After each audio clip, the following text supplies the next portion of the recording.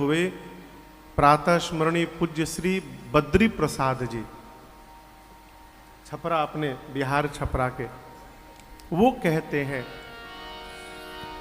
श्री सिया राम विवाह उछाह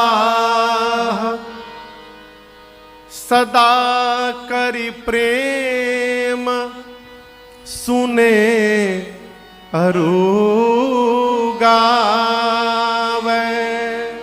क्या बोले? श्री सीताराम जी के विवाह को उत्साह पूर्वक प्रेम के साथ निरंतर जो सुनेगा और गाएगा, क्या होगा?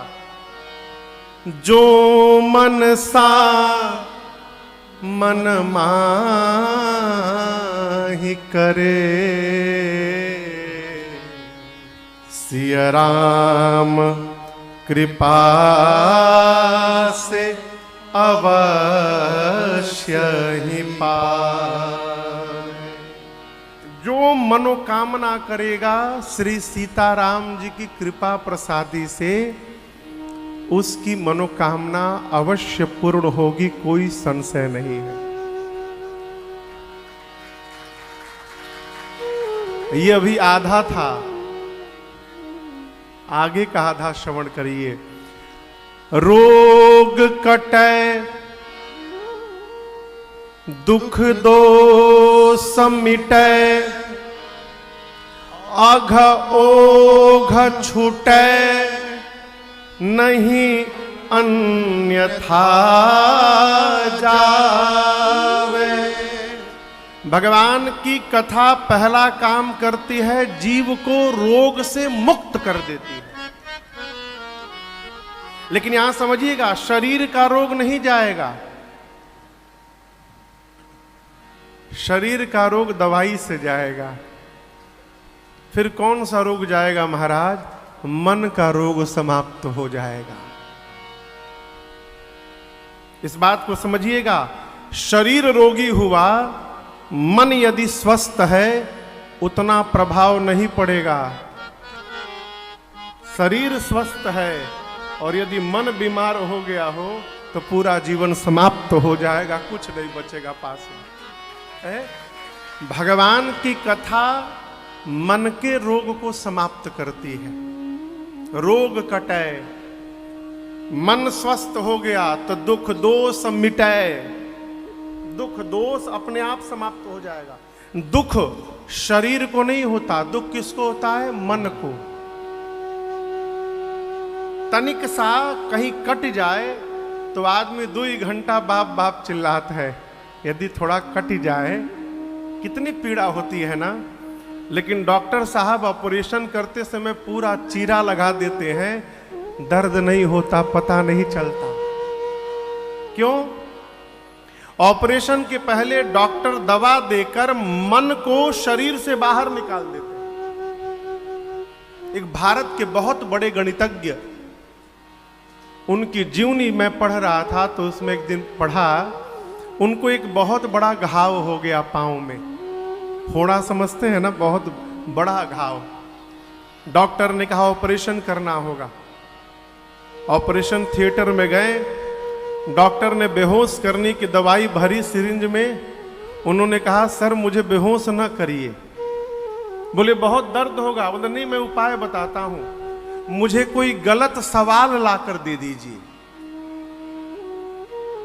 पलट के पीछे ऑपरेशन करना था पांव में।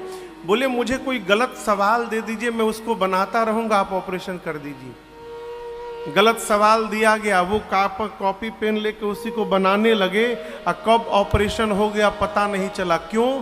मन शरीर से निकलकर सवाल में चला गया था, इसलिए शरीर के हलचल का पता नहीं चला। पीड़ा तभी होती है जब मन शरीर पर केंद्रित रहता है। अब मन जब भगवान में लग जाएगा तो इस मन को दुख का अनुभव होने वाला नहीं है। ऐसा नहीं दुख आएगा नहीं, अवश्य आएगा, लेकिन दुख आने के बाद उसका प्रभाव जीवन पर नहीं पड़ेगा। इसलिए कहते हैं रोग कटै दुख दोष मिटै अघ ओघ छुटै, पाप जरि के भस्म हो जाएंगे। कब? बद्री सियावर को चरितामृत, लोकहूँ अरु परलोक बनावे। भगवान की कथा इस लोक के साथ साथ उस लोक को भी व्यवस्थित कर देती है। देखिए, हम और आप न सतयुग में जन्म लिए हैं, न त्रेता में लिए हैं, न द्वापर में लिए हैं। कहां लिए हैं? कहिए, कलयुग में। और आपसे कहें, हम बहुत सौभाग्यशाली हैं कि हम कलयुग में जन्म लिए हैं। गोस्वामी तुलसीदास जी कहते हैं, मैं नहीं बोल रहा हूं, बाबा कहते हैं, कलयुग समयुग आन नहीं, कब? जौं नर कर विश्वास। यदि विश्वास हो गया आपका तो कलयुग जैसा दूसरा कोई युग नहीं है। क्या विशेषता है महाराज?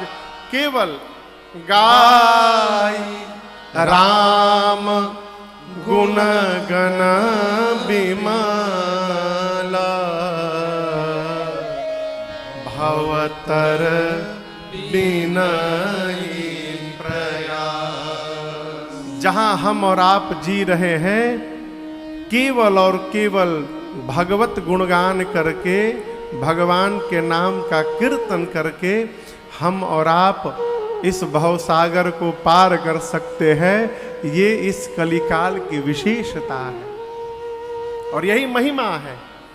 पूरी कथा लिखने के बाद गोस्वामी जी कहते हैं, एहि कलिकाल न साधन दूजा, एहि कलिकाल न साधन दूजा, जोग यज्ञ जप तप व्रत पूजा, जोग यज्ञ जप तप व्रत पूजा। उपाय क्या?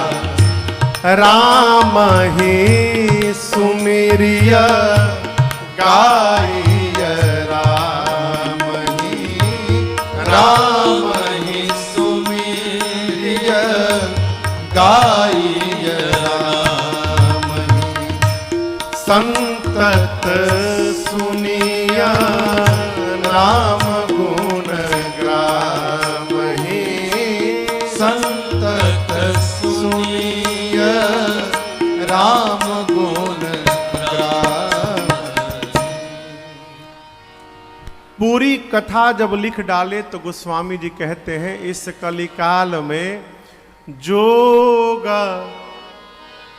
यज्ञ जप तप व्रत पूजा।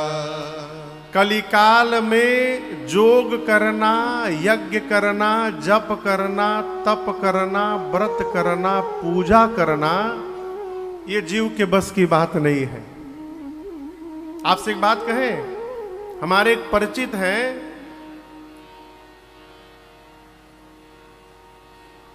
रात में 1 बजे समोसा खा रहे थे।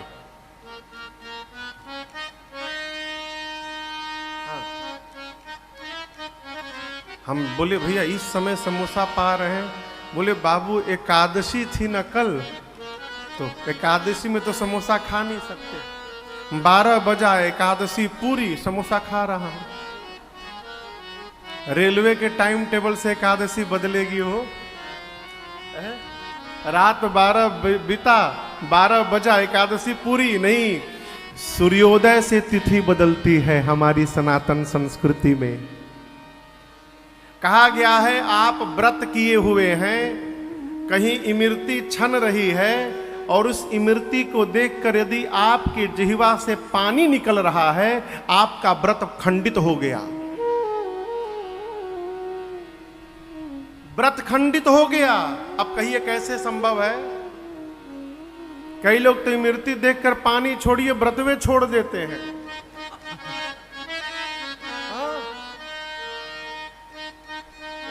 यज्ञ करना है, यज्ञ मतलब लोग समझते हैं स्वाहा स्वाहा, नहीं, वो भगवान को आप भोजन करा रहे हैं, पैंट पहने हैं, बेल्ट लगाए हैं, न शुचिता का ध्यान है, जहां से आए हाथ पांव धोए बिना स्वाहा स्वाहा शुरू कर दिए, यज्ञ है। आदमी जब करता है तो बिचवा में अखिया खोल के देखा था कि वो देखा था कि नहीं देखा था, ये जप है। अब पूजा तो खैर भगवान मालिक है। एक आदमी पूजा कर रहा था, सामने जैसे भैया लोग बैठे वहां गुरुजी बैठे थे, उनके बोले गुरुजी मैं हनुमान जी की थोड़ी आरती उतार के आ जाऊं। गए हनुमान जी की आरती उतारने लगे, तब तक उनका फोन बजा, मोबाइल जैसे बजा, आरती रख कर लगे फोन में बतियाने। बोले लोड करा दो, वे बिल निकाल लो, पहुंचा दो, ये कर दो वो कर दो। 2 मिनट बतियाए, फिर रखकर फिर शुरू आरती। आरती करके जैसे आए तो उनके गुरुजी अपने चेला के पांव में साष्टांग दंडवत कर गए। जैसे चेला आरती करके आया, गुरुजी ही लौट गए। बोला अरे गुरुदेव अपराध हो गया मेरे से, ऐसा क्यों कर रहे हैं आप? बोले नहीं नहीं, आज तक मैं भ्रम में जी रहा था कि मैं गुरु तुम चेला, लेकिन आज पता चला तुम गुरु मैं चेला। बोला ऐसे क्यों बोल रहे गुरुजी? गुरुजी बोले जितनी शक्ति तुम्हारे भीतर आई मेरे भीतर नहीं आई है। बोला मेरे भीतर कौन सी शक्ति आई? गुरुजी बोले तुम हनुमान जी को होल्ड पे रख दिए थे 2 मिनट के लिए, इतनी शक्ति मेरे भीतर नहीं है। ये पूजा है। गोस्वामी जी ये बात आज से 500 साल पहले लिख डाले। कलयुग का जीव न जोग कर सकता है, न यज्ञ कर सकता है, न जप, न तप, न व्रत, न पूजा। फिर उपाय क्या है? 3 उपाय बताए। राम ही सुमेरिया अगाई राम ही। जितना समय मिले राम जी का स्मरण करिए, राम जी का करिए, कन्हैया के हैं तो कन्हैया का करिए, बाबा के भगत हैं तो बाबा का स्मरण करिए, इष्ट का स्मरण करिए, पहला। दूसरा, समय मिले तो गुणगान करिए, गाई राम ही। और तीसरा, अगल बगल कहीं भगवान की कथा हो, कितना भी व्यस्त रहें, समय निकाल कर भगवान की कथा में उपस्थित हो जाएं। यही 3 कार्य करने से जीवन सार्थक है। ये कलिकाल का सिद्धांत बताया गोस्वामी जी ने। भगवान की कथा इस लोक के साथ जीव के उस लोक को भी व्यवस्थित करती है। और आपसे एक निवेदन करूं मैं, भविष्य की चिंता न करिए। एक नाव पर खाने का सामान रखकर बाप बेटा के पास राजा ने समुद्र में नाव छोड़ दिया। कहा 10 दिन नहीं 20 दिन में तुम समुद्र पार कर जाओगे। लेकिन नाव पर सामान कितना था? केवल 10 दिन का भोजन था। जाना है 20 दिन।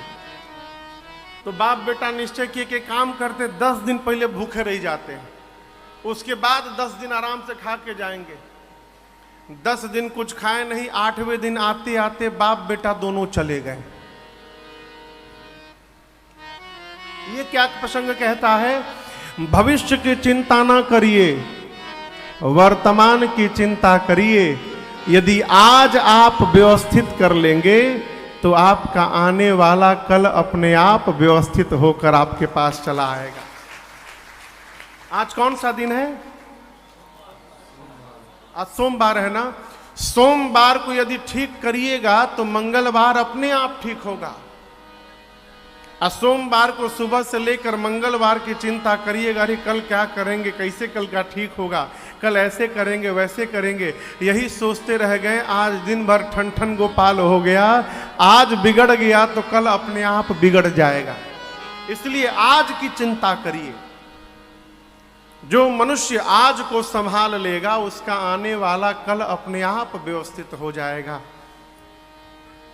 और इसी सिद्धांत से आज की कथा प्रारंभ होती है श्री अयोध्या कांड की। भगवान विवाह करके आए। महाराज के मन में एक दिन भाव आया कि राम को युवराज बनाया जाए। भाव कैसे आया? दर्शन से। देखिए, प्रकृति हमको और आपको समय समय पर संदेश देती है। अब आप कहोगे कैसे देती है महाराज? भोजन कर रहे हैं, भोजन करते समय यदि डकार आने लगे, डकार आता है ना, इसका मतलब है कि पेट कह रहा है कि अब हम पर कृपा किया जाए, अब हम पर रहम करिए, अब बंद करिए। आदमी क्या कहता है? जगह और बन गया है, और लाओ। तो आंख से कम दिखाई देने लगे, संकेत है सामने वाले को बहुत देख लिए, अब अपने को देखने का समय आ गया है, इसलिए अपने पर केंद्रित होने का स्वभाव बनाओ। ये संकेत है। दांत गिरने लगे तो संकेत है कि अब कड़ा भोजन न करो। क्यों? अब भीतर के जो ऑर्गन है उतने मजबूत नहीं रहे, इसलिए मधुर भोजन करने का स्वभाव बनाओ। संकेत है। आदमी कहाँ मानत है हो? जितना बार टूटोगे उतनी बार नया लगाऊंगा। इसको तो नया लगा, लेकिन भीतर का कहां से नया लाएंगे? है? महाराज सभा में बैठे हैं, दर्पण लेकर मुकुट को सीधा करने गए, दिखाई पड़ा कान के पास के केश श्वेत दिखाई पड़े। श्रवण समीप भये शीत ऐसा। महाराज ये संकेत समझ गए, समय आ गया है राम को युवराज बनाया जाए। महाराज तुरंत गए गुरुदेव भगवान के पास, जाकर चरणों में दंडवत करके बोले, गुरुदेव मेरे राम सब प्रकार से अब लायक हो गए हैं, इसलिए मैं चाहता हूं आप ऐसा एक मुहूर्त बता दीजिए जिस पर मैं राम का अभिषेक कर सकूं। क्या पता कल ये शरीर रहे या ना रहे, क्या भरोसा गुरुजी है। अब यहां दर्शन करिए, महाराज ने राम जी के लिए मुहूर्त पूछा और गुरु जी जानते हैं कि ये मुहूर्त अभी आने वाली नहीं है। लेकिन महाराज से गुरुदेव कहे कैसे? गुरु जी ने कहा, महाराज आप ये जानते हैं आप किसके विषय में मुहूर्त पूछ रहे हैं? महाराज ने कहा, अपने पुत्र राम के विषय में। गुरु जी ने कहा, वो राम आपके पुत्र बाद में हैं, उससे पहले भी कुछ हैं। क्या है? गुरु जी ने बताया, सुनो नृप जासो विमुख पछिताहि। सुनो नृप जासो विमुख पछिताहि। सुनो जासो विमुख पछिताहि। सुनो नृप जासो विमुख पछिताहि। जासो भजन बिनु जरनी न जाहे। जासो भजन बिनु जरनी न जाही। भयऊ तुम्हारा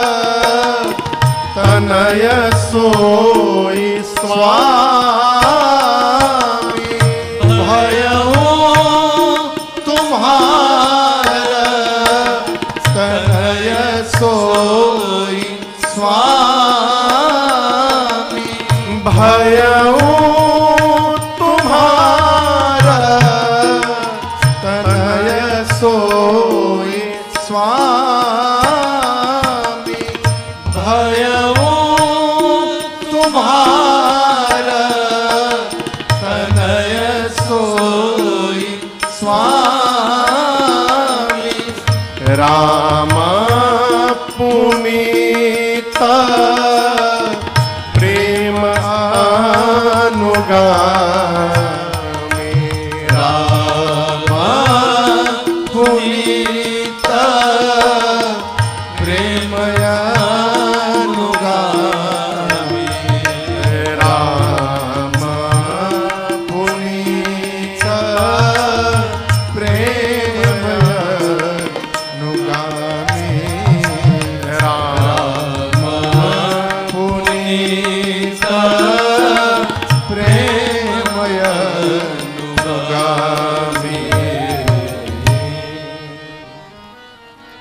महाराज ने राम जी के लिए मुहूर्त पूछा। गुरु जी ने राम जी का परिचय सुनाया। क्या कहा? महाराज सुनो नृप जासु विमुख पछताई। गुरु जी ने कहा महाराज आपके राम वो हैं जिनसे विमुख हो जाने के बाद जीवन का पश्चाताप कभी समाप्त नहीं हो सकता। आपको ये सिद्धांत मैंने 1-2 दिन पहले सुनाया। जैसे सूर्य से विमुख हो जाइए तो आपकी छाया आपके सामने खड़ी रहती है, उसी प्रकार भगवान से विमुख हो जाइए तो आपके जीवन का दुख आपके सामने खड़ा दिखाई पड़ेगा। ये सिद्धांत कहता है सूर्य की ओर मुख करने के बाद छाया को पीछे भगाना नहीं पड़ता। सूर्य भगवान की तरफ मुख करिए, आपकी परछाई अपने आप आपके पीछे चली जाएगी। उसी प्रकार भगवान की तरफ अपना रुख करिए, आपके जीवन का कष्ट, आपका दुख अपने आप आपके पीछे चला जाएगा, उनको भेजना नहीं पड़ेगा। गुरु जी ने कहा कि जिनसे विमुख हो जाने के बाद जीवन का पश्चाताप कभी समाप्त नहीं होता। जिसके भजन के बिना हृदय का ताप समाप्त नहीं होता। जासु भजन बिनु जरनि न जाहि। आपको एक बात कहता हूं, गोस्वामी जी कहते हैं जब भी कोई गायक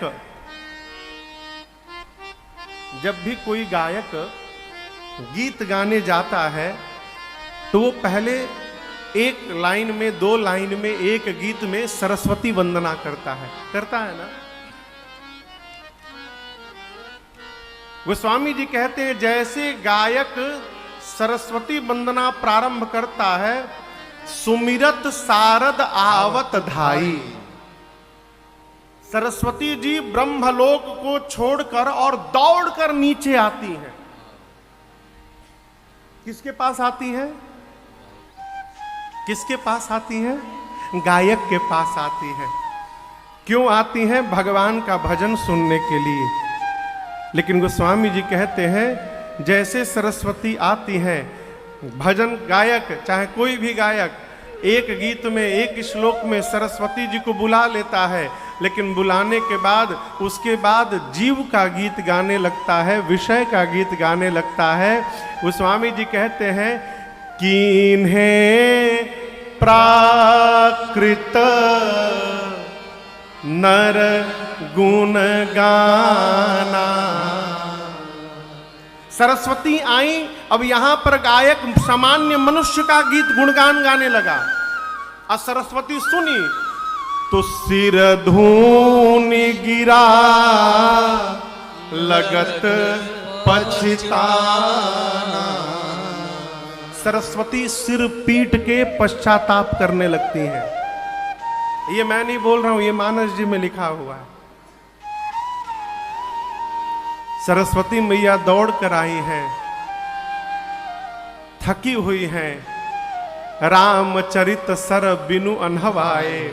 बिना भगवान के चरित्र रूपी सरोवर में स्नान कराए बिना मां सरस्वती की थकान समाप्त होने वाली नहीं है। आती हैं और सिर पीट के फिर वापस चली जाती है। जीवन में थकान समाप्त करना हो, जीवन में ताप समाप्त करना हो तो बिना भगवान के भजन के ये ताप समाप्त होने वाला नहीं है।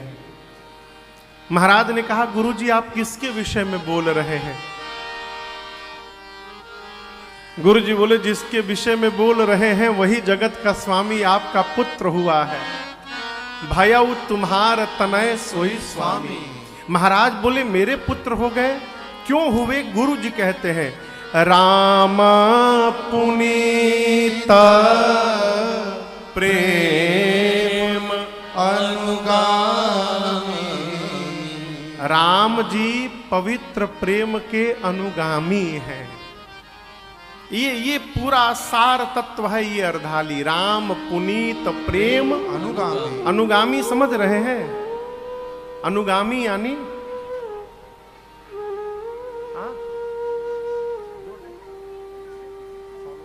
अनुगामी यानी पीछे चलने वाला, अनुगामी यानी फॉलो करने वाला। राम जी पवित्र प्रेम के पीछे पीछे चलते हैं। आप दर्शन करिए, शबरी राम के पीछे नहीं गई, राम जी शबरी मैया के पीछे गए। क्यों? प्रेम के कारण। केवट जी राम जी के पास नहीं गए, राम जी केवट भैया के पास गए। क्यों? प्रेम के कारण। एक मानस का प्रसंग है मारीच का। मारीच को जानते हैं ना? अभी मारीच को भगवान ने यज्ञ रक्षा में 3 दिन पहले बिना फर का बाण मारा। मारीच कहां जाके गिरा? 100 योजन दूर समुद्र के किनारे। हमारे बड़े भैया जी भागवत के बड़े अद्भुत वक्ता। आज सुबह फोन आया, बाबू मैं आना चाहता हूं, भैया कृपा करिए।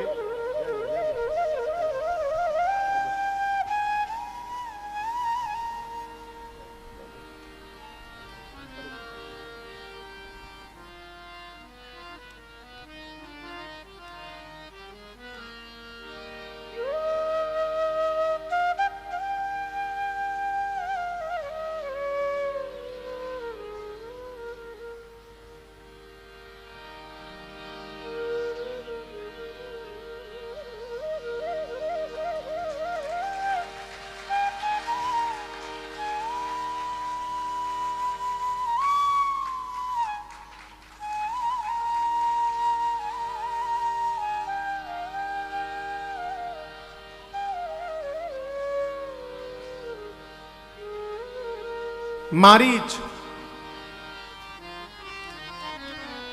मारीच के पास जब रावण गए, रावण जब गया मारीच के पास, तो रावण ने कहा कि चलो सोने का मृग बनो। मारीच ने पूछा क्यों? तो रावण ने कहा कि राम की पत्नी सीता का हरण करना है। मारीच ने पूछा उनके एक भाई भी है क्या? लक्ष्मण, राम लक्ष्मण। बोले हाँ। तो तुम कैसे जानते हो? मारीच ने कहा था उसी राम ने मुझे बिना फर का बाण मारा और मैं 100 योजन दूर आकर गिरा था। रावण बोला चलो उनकी पत्नी का हरण करना है। मारीच बोला दिमाग ठीक है? जिस राम ने ताड़का को मार दिया, सुबाहु को मार दिया, जिस राम ने खरदूषण त्रिशरा को समाप्त कर दिया, जिस राम ने मुझे 100 योजन दूर बिना फर के बाण से भेज दिया, उस राम को तुम मनुष्य समझते हो रावण? राम ब्रह्म है, जीव नहीं है। अब भी समय है, कहता हूं शरण में जाओगे तो तुम्हारा कल्याण हो जाएगा। आप दर्शन करिए, मारीच असुर है, एक राक्षस है, कहता है शरण में जाओगे कल्याण हो जाएगा। रावण बोला गुरु ना बनो, प्रवचन सुनने नहीं आया हूं, चलते हो कि नहीं चलते हो ये बताओ। मारीच बोला पहली बार सामना किया था तो बिना फर का बाण मारे थे, अब यदि सामने चला गया तो फर के साथ मार देंगे, राम मुझे मार देंगे। रावण बोला ना बोलो, मैं अभी मार दूंगा। यदि तुम मना किए तो मैं अभी मार दूंगा तुमको। मारीच देखा जाऊंगा तो राम जी मारेंगे, नहीं जाऊंगा तो ये पापी मारेगा। अब तो दोनों प्रकार से मरना निश्चित हो गया है। फिर चिंतन किया, इस पापी के हाथों मरने से अच्छा है चल के भगवान के ही हाथों मर लिया जाए, कम से कम उद्धार तो हो जाएगा। मारीच चले भैया। और आप दर्शन करिए, जीवन में ऐसा आपको कोई उदाहरण नहीं मिलेगा एक दो स्थान छोड़कर जहां कोई मरने जा रहा हो तो मुस्कुरा कर जा रहा हो। एक उदाहरण मैंने पढ़ा है भगत सिंह जी का है? इसी धरती के लाल फांसी पर जा रहे थे तो मुस्कुरा कर जा रहे थे। उन